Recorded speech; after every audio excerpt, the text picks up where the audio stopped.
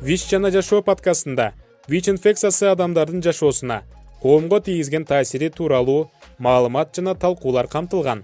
Подкасттын алып баруучусу Гүлназ Камбарали кызы эксперттерди жана адистерди чакырып, ВИЧтин алдын алуу жана дарылоонун актуалдуу аспектилерин ачып берет.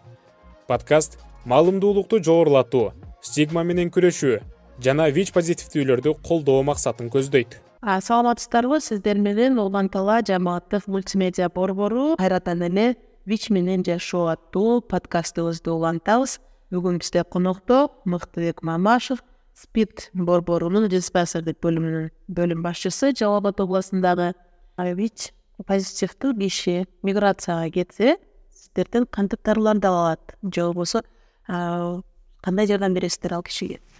Эгерде ал айтып кетсе, айтып кетпеген учурлар болуп калабы? Негизинен бизде баягы диспансердик көзөмөлдө туруп дары ичип аткан кишилерден арасында 100дөй киши бар миграцияга барып келгендер.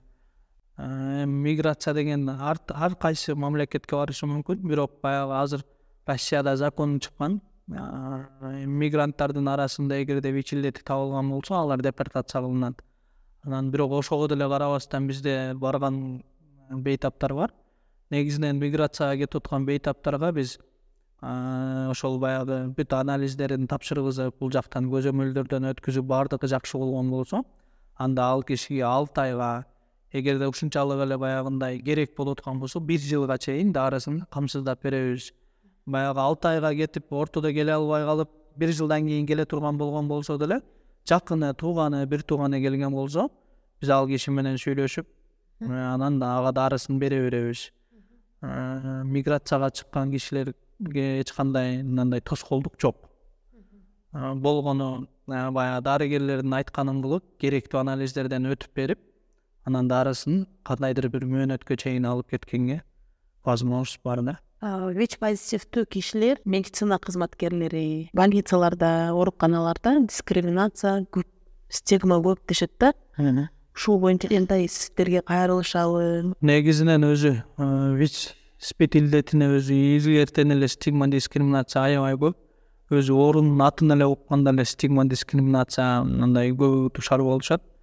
Анан медицина кызматкерлери бүгүнкү күндө менен негизи баягы Центр СПИДте 5 жылдан бери иштегенге баягы 5 жыл мурунку менен азыркына салыштырып айтсам, 5 жыл мурун кичине баягы баары бир стигма дискриминация бар эле, бирок азыркы күндө мындай более түшүнүктүү болуп калды.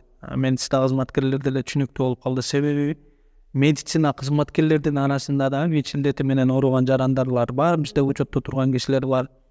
Анан баягы бизде баягы мындай жалпы элдин ичинде баары бир стигма дискриминация бар, бирок азыр медиктердин арасында более түшүнүктүү болуп калды.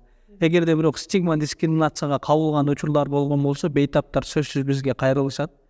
Биз барып ошол жерден ордунан түшүндүрүү иштерди алып барабыз, түшүндүрөбүз, айтабыз, дейбиз, ошол медицина кызматкерлерге сөгүш жарыялайбыз. Анан негизинен акыркы жылдарда андай боло элек. Мурун ошондой учурлар болчу. Демек азыркы мезгилде ушул ВИЧ позитивдүү адамдарга карата терминдер дагы алмашып жатат да. Мурда бул ВИЧ илдет десек же оорулуу, ВИЧ менен ооруган адам деп айтсак, азыр башкача терминдер пайда болуп калды. Ошол кандайдыр бир деңгээлде элдердин ак сезимин өзгөртө алабы? Негизинен ВИЧ илдеттүү жарандар башка, мисалы үчүн туберкулезди деле салыштырып айткан болсок, туберкулез менен ооруган бейтаптарга караганда бул бейтаптар коркунучсуз да. Себеби бул качан жугат? Ошол жыныстык катнашта же болбосо кан аркылуу же энеден балага 3 эле жол.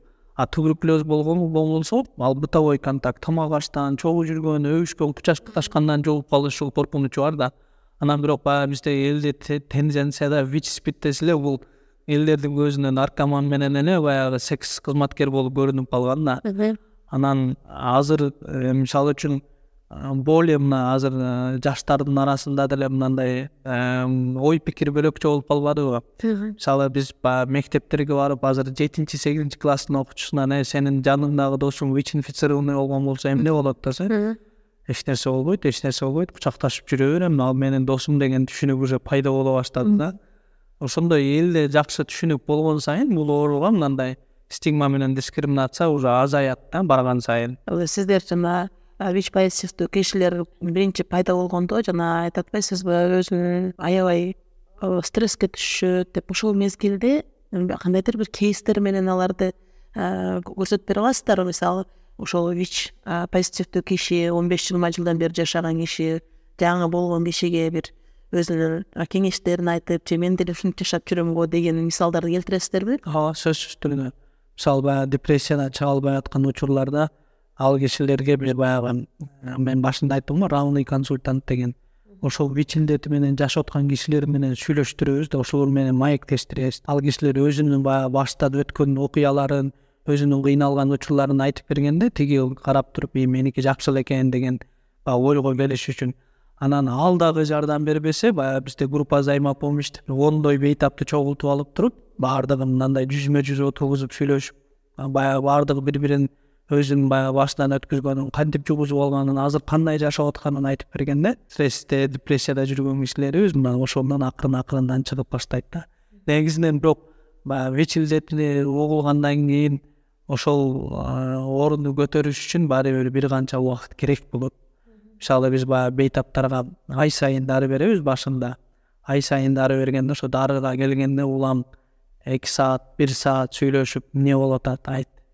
Эчиңдегине чыгар, кандай болуп атат деп. Анан баягы ВИЧ илдетин укканда эле кишилер өзү биринчи самостигмага түшөт да, баары өзүнүн баягы көчөгө чыккандан этияттанып, бир топторго бара албай калбай, баягы отуруш, чогулуштарга бара албай калат, менин ВИЧ экенин билип калбасын деген. Ошол нерседен чыкканга кишине баары бир убакыт керек болот. Бизде азыр Чал Албат областында өзүнүн статусун ачык айтып чыккандар барбы? Ооба, бар. Алар өзүнүн статусун айтып, массалык маалымат каражаттары менен иштешип, же болбосо өзүнүн кейсин айтып бере алабы? Массалык маалыматтарга чыгып айтып бере алышын билбейм. Бирок негизинен мындай өзүнүн статусун ачык айкындаган кишилер бар. Анан негизинен өзү ВИЧ илдеттүү кишилерди биз баягы башында эле баардыгынын статусун ачабыз. Болгону бизде баягы бейтап жаш балдар бар. Ошол жаш балдарды 14-12-14 жашка чейин, переходный возрастка жетерге чейин биз баягы өзүнүн статусун өзүнө ачып бергенге аракет кылабыз. Себеби ачылбай калган болсо кийин баягы кабыл албай коет да, өзүнүн оору экенин. Анан бүгүнкү күндө Жалал Абадта ВИЧ илдетке чалдыккан 104 бала бар. Алардын ичинен Эң жашы канчада?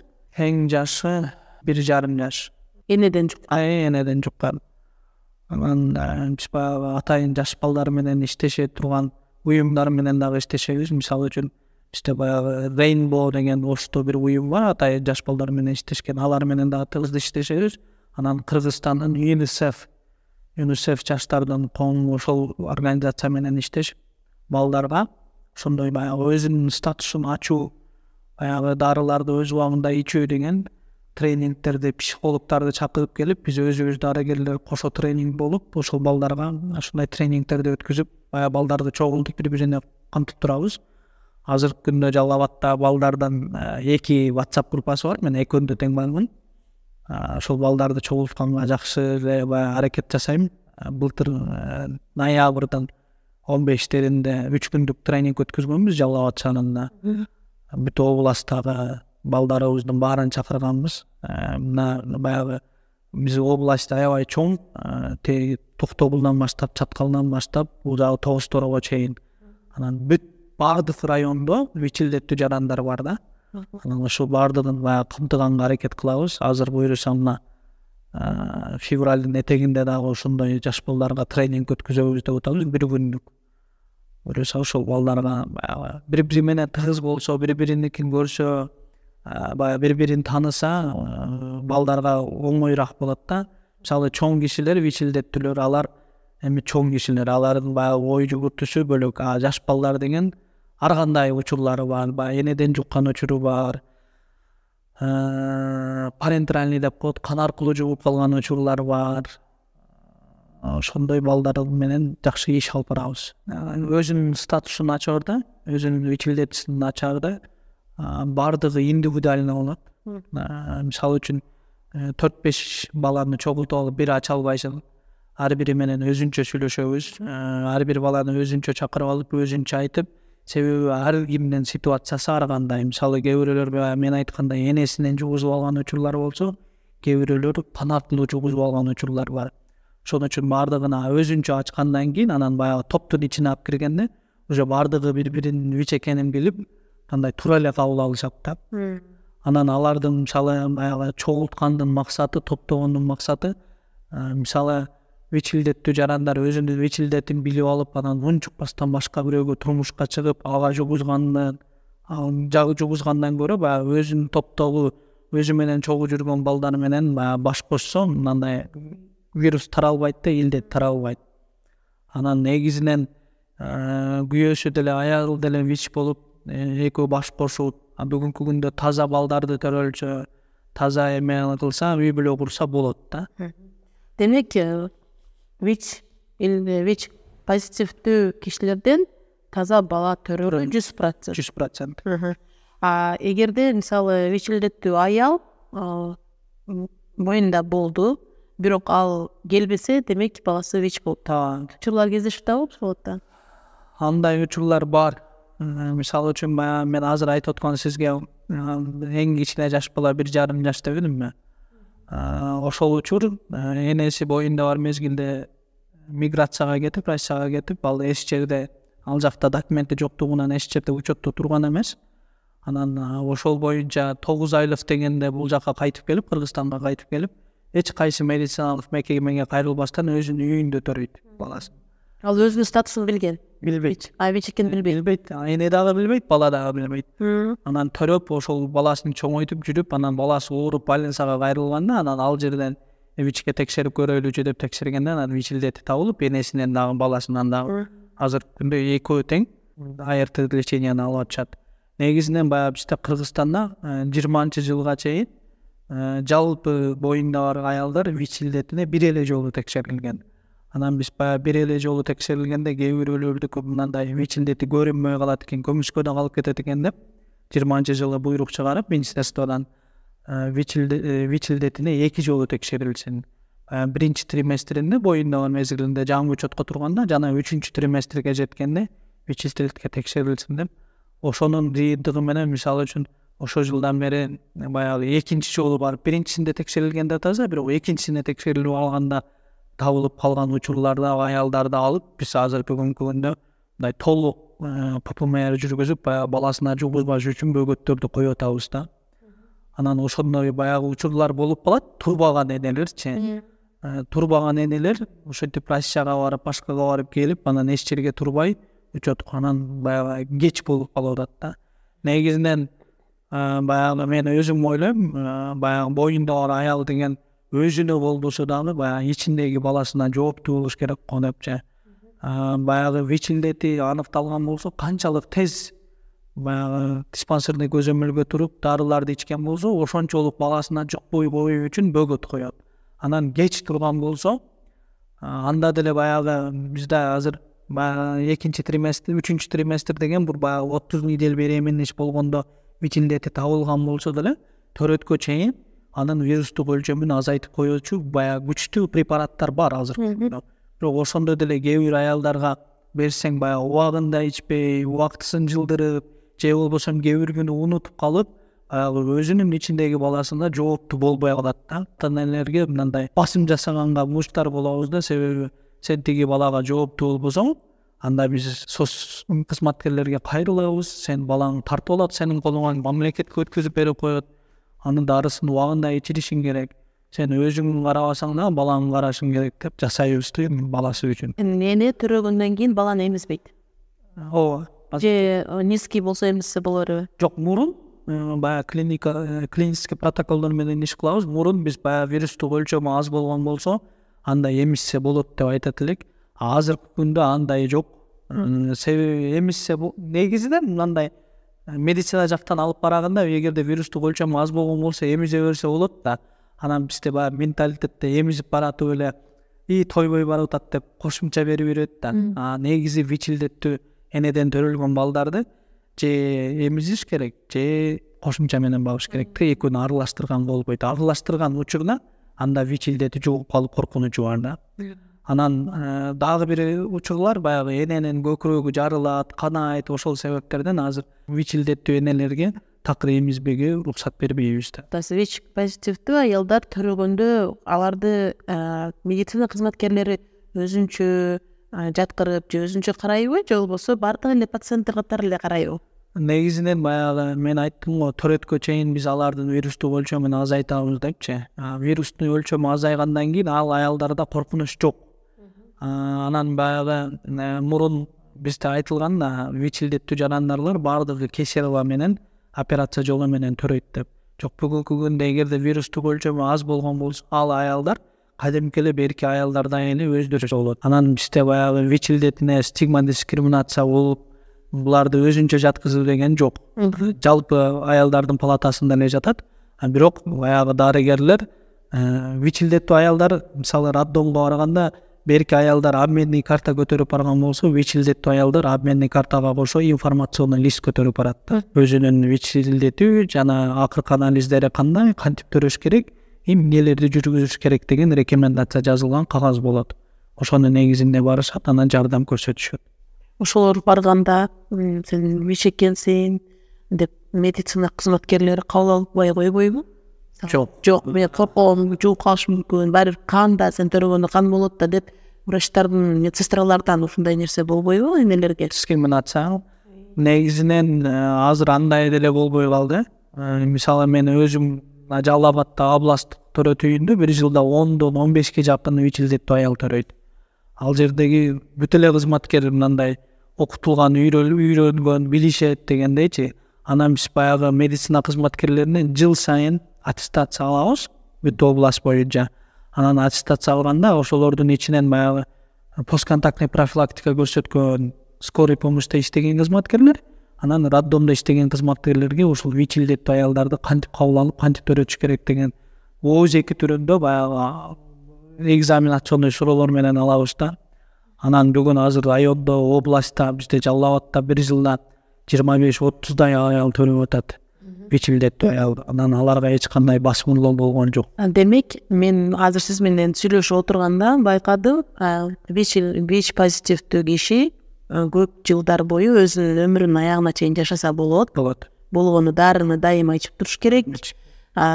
Эгерде эне боло турган болсо, ал ошол жооптуу болуп баласын караш керек. Чоң рахмат сиздин маегиңизге. Бүгүнкү биздин СПИД менен жашоо аттуу подкастыбыздын экинчи бөлүгү Мыктыбек Мамашев менен болду. СПИД борборунун диспансердик бөлүмүнүн башчысы Жалал Абад областынан. Маегиңизге чоң рахмат. Эми сиздин ошол жалпы элге кайрылууңуз, ошол ВИЧ илдетине кабылбоо үчүн же болбосо дайыма жана тесттен өтүп туруу боюнча элге кайрылууңуз. Негизинен баягы ВИЧ илдеттүү баягы сөзүбүздүн башында эле айтып атканбыз, ВИЧ десе бизде менталитетте, түшүнүктө элдерде бул жаман оору деп калып кеткен, калыптанып калган. Негизинен тенденция менен алып караганда бул вирустук гепатит Б-га караганда жеңил оорурат. Анан мен эмне демек населенияга жыл сайын текшерүүлөрдөн өтүп турсун ВИЧ илдетине каршы. Мисалы ВИЧ илдетинин баягы стереотип акна деп коет. Ал ар кандай болот ар бир кишидечи. Эмне үчүн медициналык кызматкерлер жыл сайын мед кароодан өтүп атат да, калган журт өтпөй атат. Азыр мисалы бизде Кыргызстанда дагы баягы медициналык страхование деген кирип калбадыбы? Ошол жерде дагы баягы өзүмүн медстрахованияга тургандан кийин сөзсүз түрдө ушундай кооптуу инфекциялардан текшерүүдөн өтүп туруш керек. Текшерүүдөн өтүү деген бул акысыз, бардык жерде акысыз жүргүзүлөт. Ошол жалпы эл өзү текшерүүдөн өтүп, өзүнүн статусун билип турса, бул мындай илдетти токтотууга, мындай богот коюуга жардам көрсөткөн болот деп ойлойм. Чоң рахмат. Кымбаттуу угуучулар, биз ВИЧ позитивдүү кишилерди дайыма колдоп, алардын ушул илдет менен жашоосуна ачык болуп, ошондой эле дайыма алардын стигма, дискриминацияга кабылбоо үчүн алдын алуу иштерин жүргүзүшүбүз керек. Эгерде сиздерге кандайдыр бир маалыматтар керек болсо, Жалал Абад областындагы СПИД борборуна кайрылсаңыздар, ошол жерден СПИД ВИЧ оорулары боюнча толук маалыматтарды ала аласыздар. Ошондой эле дайыма анализ тапшырып, өзүңүздүн ден соолугуңузду кам көрүүгө чакырат элек. Сиздер менен Ооган Тала жааматтык мультимедиа борбору жана анын алып баруучусу Гүлназ Камбарали кызы болдум. Сиздин маегиңизге чоң рахмат Мүлтөк мырза. Дайыма ишиңизге ийгиликтер каалайм. Рахмат.